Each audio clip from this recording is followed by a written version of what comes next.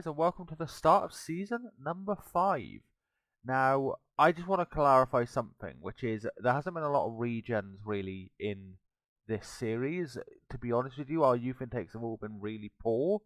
Like, looking at our under 20s, it's bare bones, same as our under 18s, because there's not really a lot here. There's nothing really that good. Actually,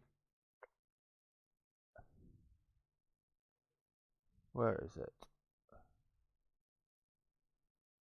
Squad. Yeah, it's quite bare bones amongst these two, which is quite unfortunate, but it hasn't really worked out as well as I'd like. And financially, because of the position we're in, I've been able to upgrade the facilities to get better youth intake, so that's been a bit of a problem. But we'll get into the transfers, and then we'll get into pre-season, and because we're on the 31st of August, a few games we've done. So transfer-wise, we lost 2 players, unfortunately. Asprilla on a free. He's gone to Berlin. He was only a championship level player when we got rid of him. He didn't really develop as much as I'd like. Berardi gone on a free, didn't sign a new deal, refused to. He's 32 now, so it wasn't much of a loss and was on big wages. Mersradi Ali, just a young player, doesn't really matter. Clement Longley is gone for 18.25 to 24, rising to 24 million because he's 31 now. I think it was time to cash in when we got that offer. I wasn't planning on selling, but for that money, why not? He's never really been standout for us, and we've made a profit, so I'm happy with that. Got one other player leaving, which is Sammy Brooks Brayside. He's in our under 21s for 18 million, I believe. No, 22 million to LAFC. Just wanted to balance the books there, and he's going there in the summer, in January, because of our transfers. I wanted to make sure we somewhat evened it out. With the transfer of Bray, I think we'd have made a profit this window, which is good. But we signed Levy Colwell on a loan from Chelsea. Really good young centre-back. Good, decent Premier League, potential to be good. Just a depth option there. Again, another depth option. He can play a number of positions, which is kind of why I wanted him. But Rike Lewis, again, decent Premier League player, can improve slightly. Mariba, another loan. Again, a depth option, leading championship. But I think his attributes pretty good. He's pretty well-rounded, so I'm happy with him. Then saw Ericsson was listed for 3.8. Now this, it's only a 1-year deal. His stats are still really good apart from his physicals. But he's still a good Premier League player. We're only doing this for one more season, so I figured why not. Ivan Valero for 6 million. He's coming 46 to 54. He's a really good player. He's quick, good finishing, good dribbling, decent off the ball, good composure. So he's a really good player. He's good Premier League, can improve a lot, so really happy with him. Signed Vallejo for 9.25. He is a winger, good crossing, good acceleration, leading the championship, but plenty of room to improve. So he's a really good signing for us. And then Pedro Figueroa, 7.5 million. Good championship, potential good Premier League player. He is a backup centre back, tackling. He's quick. He's got good acceleration, good teamwork. So just a backup centre back option. He's got good value as well. So that is our business. We've played a couple of games. Pre-season we were undefeated, only played 3 games, no goals conceded. We then drew 2-2 with Leeds at the start of the season. Barnes and Daka with our goals. 1-0 against Villa. Satula with the only goal, and then 4-1 against Middlesbrough. Barnes with 3, Ward-Prowse with 1. We've lost 2-0 to Chelsea away, Kai Havertz and Zanolo, and then 2-1 at home to Man City, Ward-Prowse pen with our only goals. I can't be too mad at that, to be honest. Harry Kane's a City. How much did they buy him for? 103 million. Nice. Still really elite player. Look at that. So still a really good player. But I think that's a pretty good start. Obviously, these are 2 games you'd expect to lose. Unfortunately, because we played a limited amount of games, we are in 11th. But I'm pretty confident that will go up.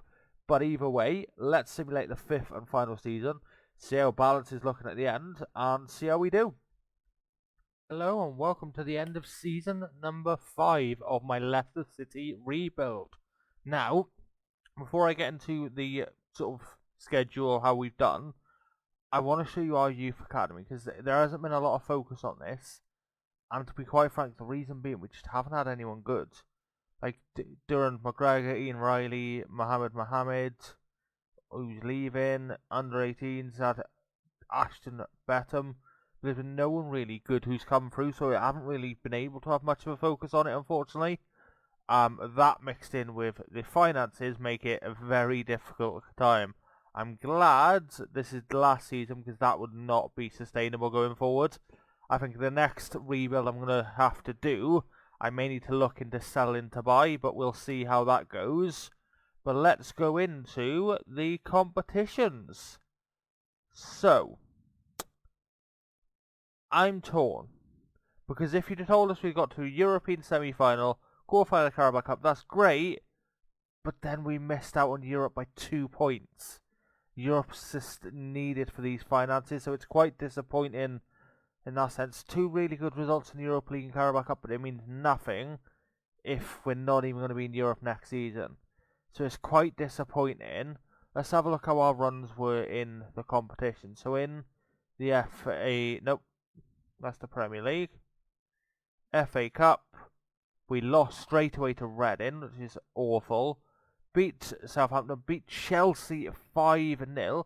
How are Chelsea doing in the league? They're second, so beat them 5-0. Ward-Prowse, Tielemans, Maddison, Ivan Valora. So yeah, really good result there. And then lost to Arsenal 1-0.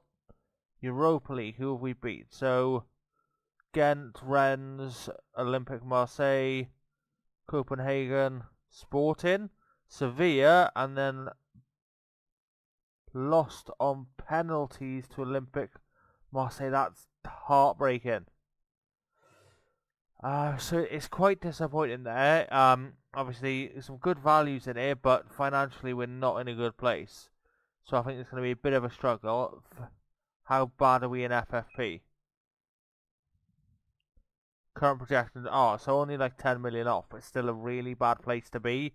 So, how do you think I did? I managed to get them back in Europe. They haven't got relegated, which is good. They're still in the Prem. I think they've got a good squad to move forward, but financially there's a lot of moves needed. Maybe even if it's just they've got quite a young squad, or let's have a look at ages wise. Okay, these 3 would probably move on. But other than that, quite a lot of young players in here who could realistically stay for a couple of seasons. If we, let's have a look at our best 11. Get a new keep. If we do this, it's a pretty young squad, don't really need the older players, and that's sustainable enough to spend the next 5 years without any transfers, in my opinion. So I don't think that's too bad. But let me know what you guys think in the comments below. What I may actually do, see how we do, I might simulate a couple of seasons without any transfers, just simulate a couple of seasons and see how this squad does. It's a good squad I put together, I think, but obviously financially we're not in a good place, so maybe we'll see how that does. But this has been the rebuild, and I hope you guys have enjoyed. Thank you, goodbye.